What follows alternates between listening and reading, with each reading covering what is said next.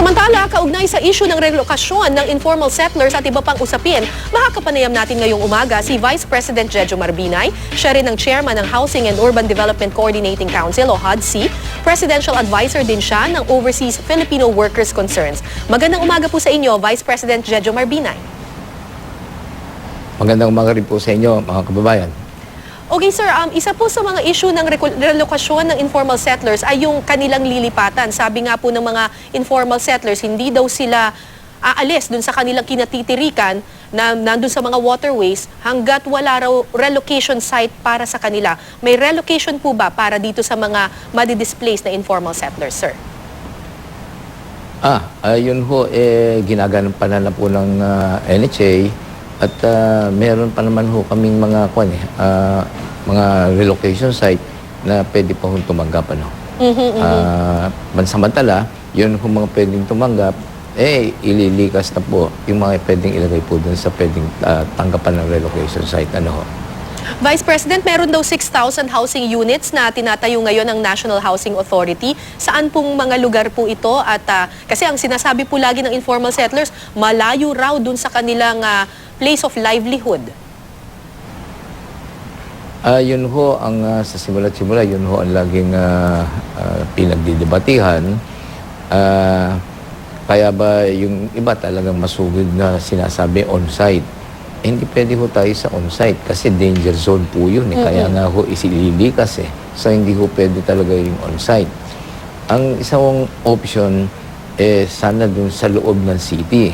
And diferensya, wala Crowded na rin. makuha ng mga lupang mapapaglagyan. Wala na hong ma-relocate.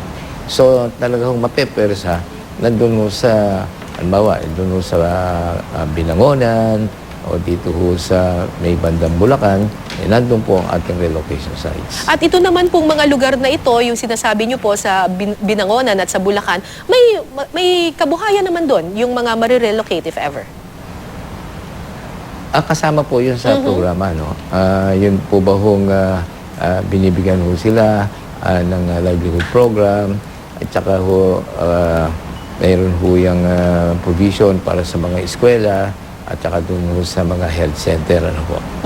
Vice President, may ilan naman pong mga informal settlers ginigingit. Meron daw silang hawak na titulo. Yung iba daw, parang Spanish titles pa yung pinapakita nila. Ano po reaksyon niyo dito? Yan pong sa Spanish titles na yan, hindi na ho talaga hindi na ho pwedeng pagkatiwalaan. Kasi ako ho sa pagiging mayor ko sa Makati, meron na ho mga pinakikitang Spanish titles na ganyan.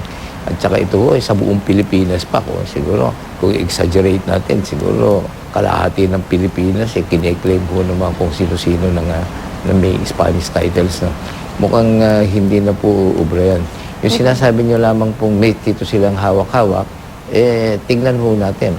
Kasi baka ho nagawa ng paraan para mabigyan ng titulo.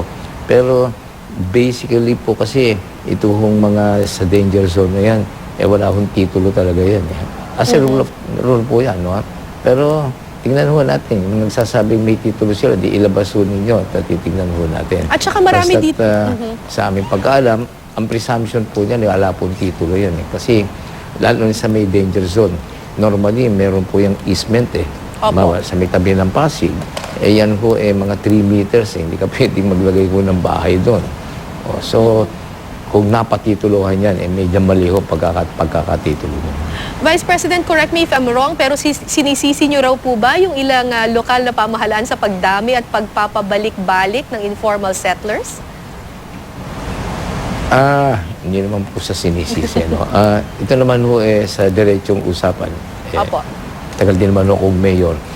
Talagang lagi ko hong pinagsasabihan yung aking mga barangay captains. Pagka yun hong nailikas na, at tapos meron na naman ho tayong informal settler dun sa inalisan, mukhang hindi ho yata binantayan ng mga barangay officials. May primary responsibility po talaga dyan ay yung mga barangay officials.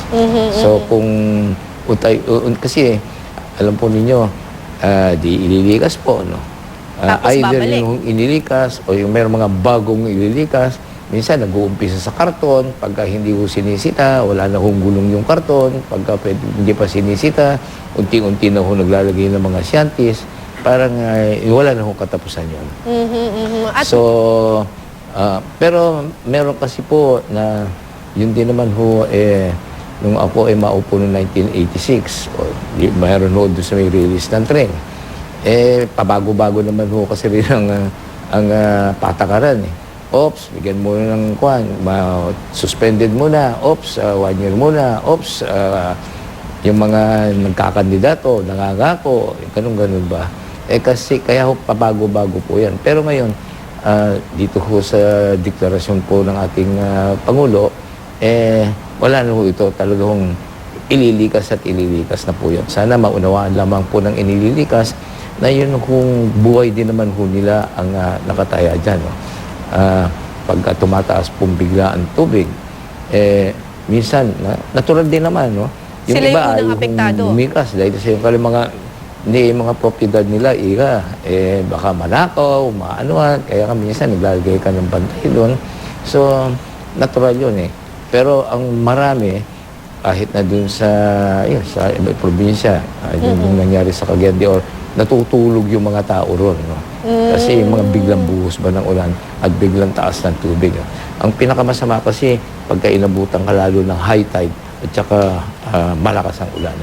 Okay, Vice President Binay, may time frame po ba tayo dito sa pag-relocate ng mga informal settlers? Mga ilang taon po ito aabutin? Ang alam ko dyan sa lalong ito ho nag-uumpisa na po. May declaration na po ng Department of Public Works. Lahat to pinag-uugnay-ugnay na at nagpatawag na nga ho ng meeting pa si Pangulo. So ito ho yung target na ilang libo magagampanan po ito bago ho matapos ang taon nito. Vice President Pero sige po. gusto ko lamang pong siguraduhin sa mga ililikas, hindi po kayo ililikas nang wala po kayo paglilipatan. Yun naman po ang hindi ko papayag si Pangulo noon. Okay. Lalo na po, sa tagal ko ng mga naging mayor, alam po naman yung damdamin ng mga inililikas. No? So ulitin ko, hindi po kayo ililikas nang wala pong paglilipatan. At Sigurado bibigyan po. naman po sila ng karampatang panahon. Hindi naman yung demolition kaagad, parang magsi-self-demolition muna. Pero yan naman, actually, maraming beses na napagsabihan niya mga yan. Opo. Yun nga lang, hindi na itutuloy for one reason or another. Pero ito, ayan, meron lang anunsyo ang ating pamahalaan. So, yun ho ang requirement, masabihan. Hindi naman kung pagkasabi ni Pangulo, kinabukasan, idaano. At saka, tinatama-tama naman po yung pag-demolish kung doon ho sa lilipatan. Kung ang makakasya lamang po doon ganito, di yun lamang muna po ang i-demolish. Sir, kasama... Pero meron naman ho mga voluntarily, inaalis na ho nila yung bahay nila. Nagsi-self-demolish na po, opo. Sir, kasama niyo po... Nagsi-self-demolish na po yun, tapos pumupunta na po kagad doon. Opo. Sir, kasama niyo po dito sa layong relokasyon ng informal settlers, yung dati niyo pong katunggali sa 2010 Vice Presidential Race, si DILG Secretary Mar Rojas. Kumusta po ang inyong working relationship? Hindi po pinapasok yung katunggali, tapos na po ang halalan. Opo. Isa sa tabi po natin ang politika. Kami po lahat under ni Pangulo, cabinet members po kami. Hindi ko magiging issue yung politika. Trabaho lamang po yun. Opo. Wala hong diferensya nun. May oras naman hong mamulitika, may oras hong magkampanya. Pero malayo pa naman po yan. Trabaho muna kung ano po ang iniatas ng Pangulo, kailangan gumagawa. Sir, at dahil kayo po yung presidential advisor, maiba lang po ako, sir, dahil kayo po yung presidential advisor on overseas workers concerns, sir, ito pong kaugnay dito sa issue ng sex for flight sa Middle East. Ang sabi po sa amin ng Department of Foreign Affairs Secretary na si Albert Del Rosario, ngayon lang daw po niya narinig, sa media lang daw po niya narinig itong isyong ito. Kayo po, bilang Presidential Advisor on Overseas Workers Concerns, matagal nyo na po ba itong alam or ngayon nyo lang din po nalaman? sesertuhin ko sa iyo, Opo. ako nga ngayon ko lang dinalaman to. At ilang beses ako nagpupunta dyan sa Middle East. Merong minsan nagkaroon ng kaso dun sa Kuwait. O, inaksyon na naman yan. Pero hindi kasing dami ng ganitong inireklamo. No?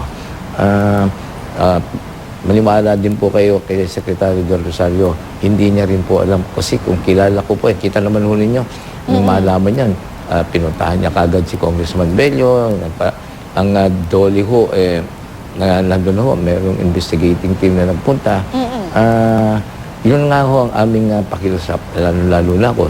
Sumulat nga ho po ako sa mga organisasyon sa maano ho sa Overseas Filipino Workers. Sana po naman, inire-report po ninyo sa amin. Kasi ito naman kung administrasyon po ni Pangulong Noynoy, pinakikita naman po sa inyo, batay na rin po sa mga nakaraang karanasan, ina-aksyon naman po yung mga ganyang problema. Kaya po, lalo na't napakadaming nagrereklamo, bakit naman ho hindi natin sinabi-sabihin kaagad para na-aksyonan po yan. Actually, sir, hanggang ngayon, wala pa ring lumalantad na... Sana po maniwala po kayo. Sana maniwala po kayo na ako o si Secretary De Rosario, sila Secretary Baldos, hindi naman nung papayag kung ano mangyari yan sa ating mga overseas Filipino workers. Ito ho mga bagong bayani, kikilanlin po natin yung laki ng remittances nila. Ano po ninyo mga kababayan, isang dahilan kaya po magaling, maganda ho ekonomiya nila dahil po sa sige hong pagtaas ng remittances. So, kinikilala po natin utang na loob po yan. Okay, sir, sa Hindi inyo... ho kami, wala naman ho kung nalalaman na ako, in my capacity as Presidential Advisor on Overseas Filipino Workers, wala naman hong napaabot sa amin ng hindi inaksyon na. Maaring may nangyari, mabagal o walang naging aksyon. Pero yun kung hindi ho walang ginagawa, mahirap naman kung isipin nyo sa bagong administrasyon. Okay, sir, one final question. Magsasagawa ba ang inyong opisina ng independent na investigation tungkol dito? Ano po ang magiging aksyon ninyo bilang Presidential Advisor on Overseas Workers' Concerns? Alam po ninyo mga kababayan, magiging duplicitous na yun. Opo. Nandyan na yung mga concerned departments. Yung Department of Labor, kung yun po, lalo na yung kung may sinasabing OWA employee, yun, under po yun ng Department of Labor. O yun kung ito yung Department of Foreign Affairs, kasi yung set up sa abroad, yun kung mga attached agencies, ang namumuno po doon yung ambassador. So, meron yung isang one team yan. Pero, hindi naman ko magkakanagulo-gulo yan. Somebody will have to be a lead agency dito po sa pag-iimbestiga nitong kasong to. Maraming salamat po sa inyong oras, Vice President Jejo Marbinay. Thank you, sir. Salamat din po sa pong karangalan. Salamat po. God bless. Thank you.